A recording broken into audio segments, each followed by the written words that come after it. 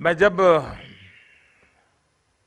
प्रधानमंत्री नहीं बना था, चुनाव अभी तय नहीं हुआ था,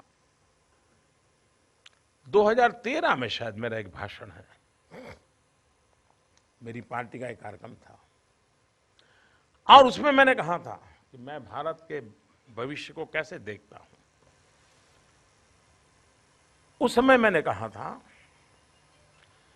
कि अगर भारत का संतुलित विकास नहीं होता है तो शायद हम हमारे पोटेंशियल का पूर्ण रूप से उपयोग नहीं कर पाएंगे। और मैं ये मान करके चलता हूं उस समय से कि जैसे भारत का पश्चिमी भाग, अगर आप हिंदुस्तान का नक्शा लेकर के बीच में एक रेखा बनाते हैं तो पश्चिम में आपको इन दिनों प्रगति, समृद्धि सब नजर आएगा, आर्थिक गतिविधि नजर आएगी नीचे से लेकर के ऊपर तक। लेकिन पूरब में जहां इतने प्राकृतिक संसाधन है, जहां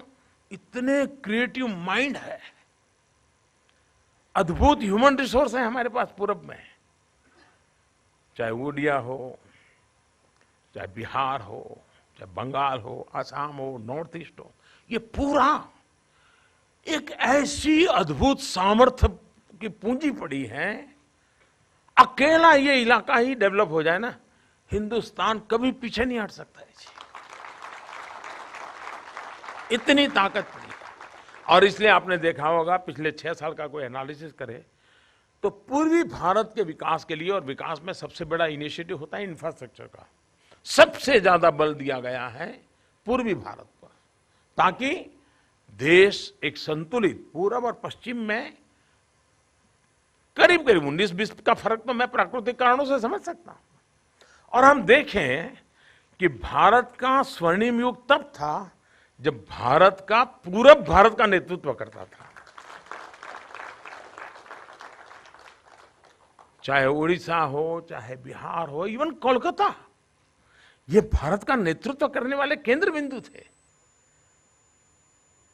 और उस समय भारत का स्वर्णिम काल मतलब कि यहां एक अद्भुत सामर्थ्य पड़ा हुआ है।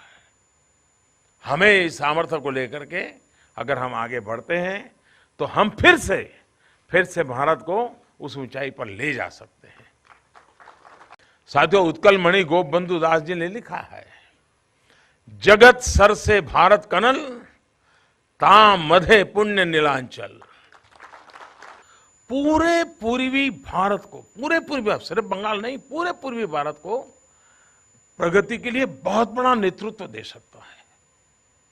और हमारी कोशिश है कि कोलकाता फिर से एक बार वाइब्रेंट बने,